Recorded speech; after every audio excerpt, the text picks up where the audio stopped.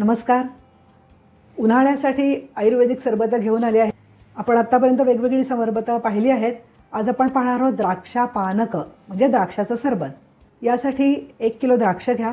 काळी किंवा पांढरी द्राक्ष चालतील. गरम पाण्यामध्ये मीठ घाला आणि 3 वेळा तरी द्राक्ष स्वच्छ धुवून घ्या आणि कोरड्या स्वच्छ कापडावर पसरून ठेवा. द्राक्षाबरोबरच आपण घेणार आहोत साखर 100 ग्रॅम. खडीसाखर घेतली तर अधिक चांगलं. वेलदोड्याची पावडर चिमूटभर. आता द्राक्ष स्वच्छ कोरडे फडक्याने पुसल्यानंतर त्याचा रस काढा. हा रस गाळून घ्या. गाळलेल्या रसामध्ये साखर घाला, वेलदोड्याची पावडर घाला. झालं आपलं द्राक्षाचं पानक तयार. आपल्याला माहिती आहे की फक्त फेब्रुवारी, मार्च, एप्रिल किंवा मे महिन्यामध्येच द्राक्ष मिळतात. त्यानंतर द्राक्ष मिळत नाहीत तरीसुद्धा आपण द्राक्षाचं पानक तयार करू शकतो. अशा वेळी आपण घ्यायचे आहेत काळ्या मनुका 250 मिलीलिटर पाण्यामध्ये भिजत घाला.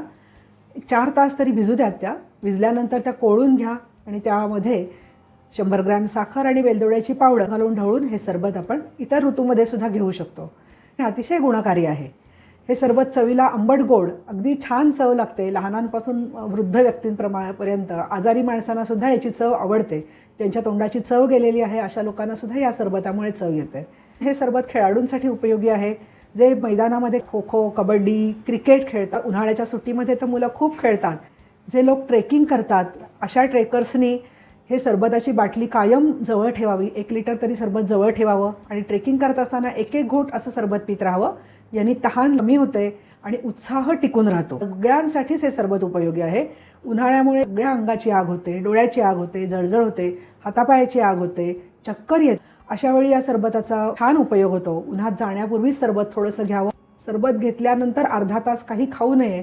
लहान मुलं खूप दमतात, त्यांची ताकद लवकर कमी होते, थकवा येतो. लहान मुलांना सुद्धा कायम हे सरबत ताकद देण्यासाठी उपयोगी आहे. ह्या सरबतामुळे एखाद्या वेळी जुलाब होऊ शकतात, पातळ शौचाला होऊ शकते. म्हणून ज्यांचा कोठा हलका आहे त्यांनी हे सरबत घेताना कमी प्रमाणामध्ये 100 ते 150 मिलीलिटर एवढ्या कमी प्रमाणात घ्यावं. इतर सर्वांसाठी साधारणतः 200 मिलीलिटर सरबत आपण घेऊ शकता. पुन्हा एकदा सूचना सांगते, ज्यांना ट्रेकिंग करायचं आहे, खेळायचं आहे त्यांनी एकावेळी एकदम सरबत न घेता एक घोट घ्यावं.